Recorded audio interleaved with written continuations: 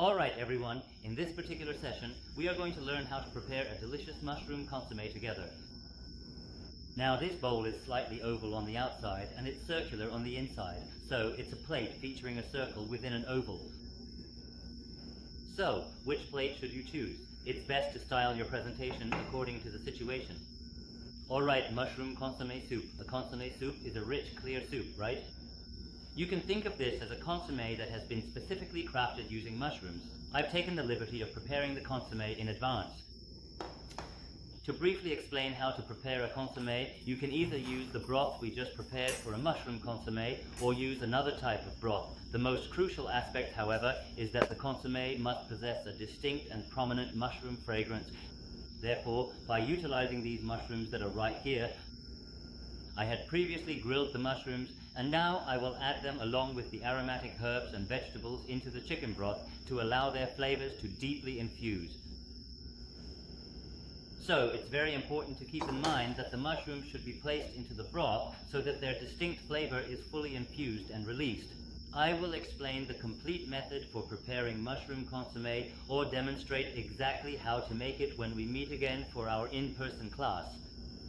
The crucial part is not simply adding the mushrooms as they are, but rather grilling them first, similar to how you would prepare them for a consommé, to truly develop and bring out their full aroma before cooking. When making consommé, the most important thing is to keep it clear. To get it clear, we use something to attract the impurities. What is it that attracts the impurities when making consommé? Right, it's egg whites. You add the egg whites and whip them into a meringue to blend them in. But actually, you don't need to whip the meringue as much as you would when taking a culinary certification exam. We can still get our consommé clear quickly without all that intense whipping. Alright, just to elaborate a little further, before the mixture comes to a boil, we incorporate the ingredients into cold water and then gradually begin heating it up, stirring continuously as we do so. You might be tempted to just leave it in a lump and pour water over it, fearing it will break apart, but that's not the right way. Here, I'm putting in the chicken stock first. Then, to bring out their aroma, I'll roast these mushrooms, mix them with the egg white, and put them in here. You stir slowly while it's still cold before it boils. As you stir slowly, the heat will rise, and this is the moment the egg white starts to cook. From that point on, if you don't stir the soup, it will become clear. Why? This is because as the egg white cooks, it tightly holds onto all the suspended impurities. So that's the absolute most basic step when you're preparing a consommé. Next, if I were to explain soups a bit more, there's clear consommé that's brewed, and you have the puree soups that you use. Puree soups can be made with carrots or, for instance, if you're making a celery puree, what we do is take celery or carrots, cook them thoroughly in broth until very tender, then blend them as is. That's a puree. To achieve the desired thickness and consistency, you incorporate a starchy substance into it. One of the things you use for thickening, many of you often use a roux. You can cook a roux and use that. Alternatively, if you're aiming for a rich, deep red hue, instead of using a roux or other thickeners, there's a different approach you can take by incorporating just a small amount of rice. Therefore, to get a good thick consistency when you're simmering a very rich puree soup, potato soup will naturally develop its own thickness, and bean puree will also naturally thicken.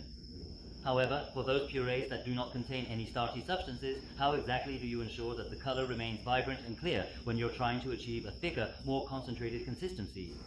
It is better to use a bit of rice. Why? Because even though it is a starch, the starch found in rice is more transparent.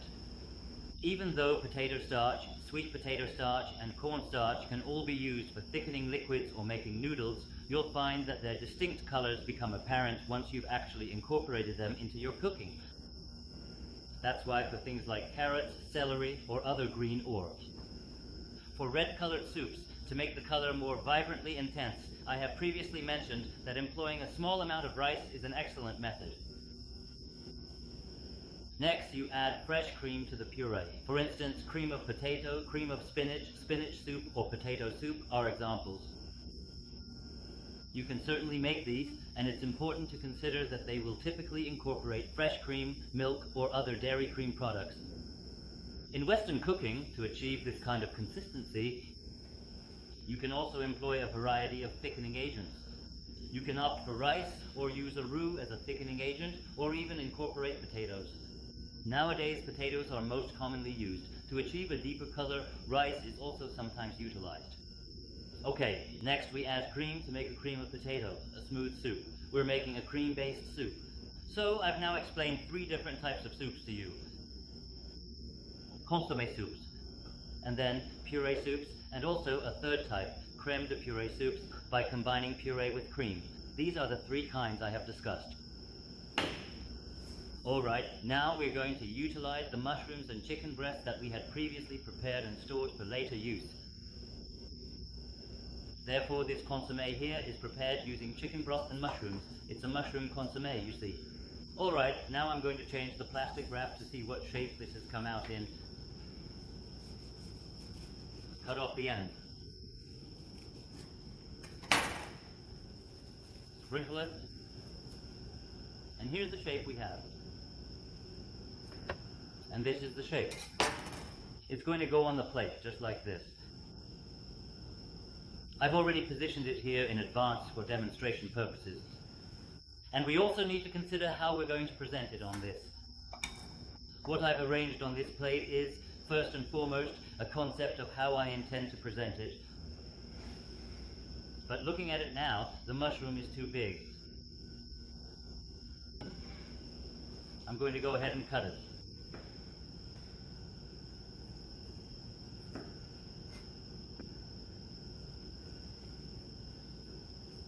I'll cut it like this and plate it. For now, I'll set this aside and plate it again later. Over here is the consommé and the main ingredients that will go inside. This dish is prepared using both mushrooms and other various ingredients. This is the main component, and now let's prepare the garnish together, shall we? Since it's mushroom consommé, the garnish must include mushrooms, right? Therefore, I will be utilizing the ingredients that are currently found within the dish. So first, we'll trim the very bottom of the stems, and then we'll use a brush to carefully remove any foreign materials or debris.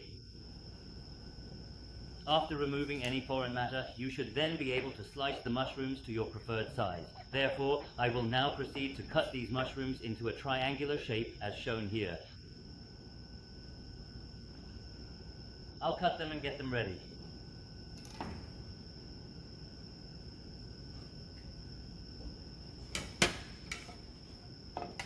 And then, over here, I'll slice the shiitake mushrooms. I'll cut these into an appealing shape, making them easy to arrange beautifully on the plate.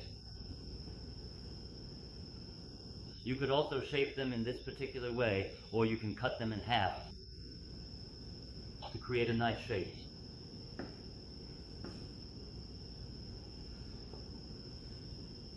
Next, let me show you one more type of mushroom I have here. Alright, the shiitake mushrooms are all set and ready to go. Next, I'll prepare the enoki mushrooms, which are located right over here. But I want to ask all of you, can mushrooms be safely eaten raw, or is it better not to? They say you can eat them raw. That's because they are hygienically clean and safe to consume. Clean and neat they are. To use the ends, I'll trim a bit off the tip like this. I'll cut them off and get them ready.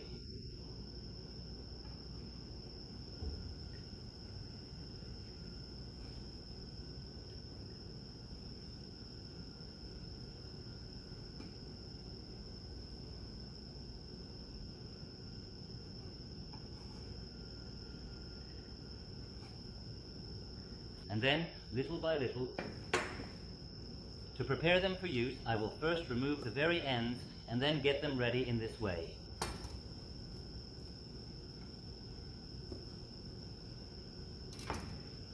Okay, so I'll be using a total of 3 types of mushrooms, and these mushrooms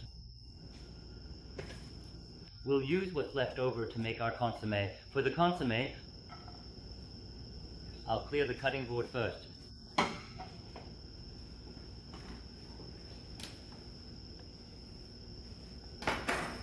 And next, I'll incorporate the appropriate length for the other garnishes that are located right here. Alright, now, over on this side we have both celery and some carrots, and we'll be making use of these ingredients just as they are. I'll slice them thinly to create a nice shape, then use them for the plating demonstration with you. First up is the celery. We'll take the celery and slice it lengthwise.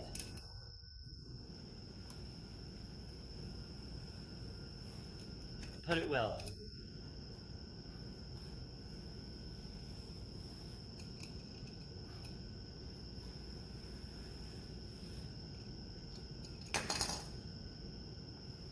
And then the carrot too.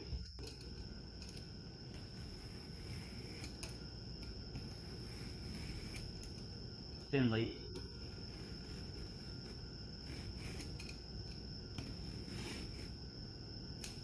Cut it and get it ready.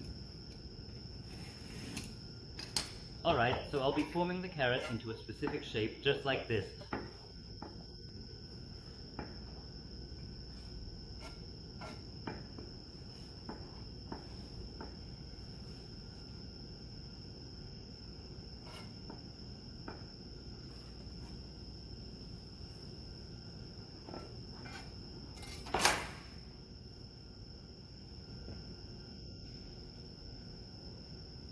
For this purpose, it's highly recommended to quickly revitalize them in cold water for preparation.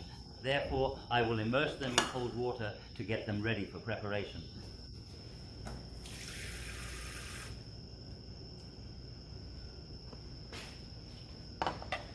Now, you'll be able to observe how the shape gradually curves. Since it's sliced so thinly, guests can easily enjoy it as is and fully savor its aroma and taste. It's truly easy to eat this way.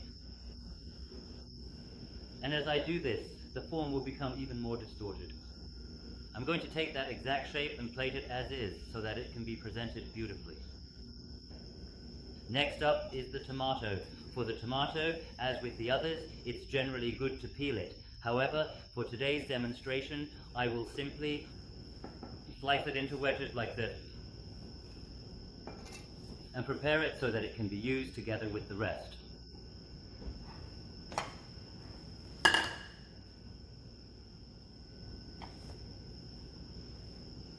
Next, for the radish, we're going to slice it thinly, just like the others. Like so.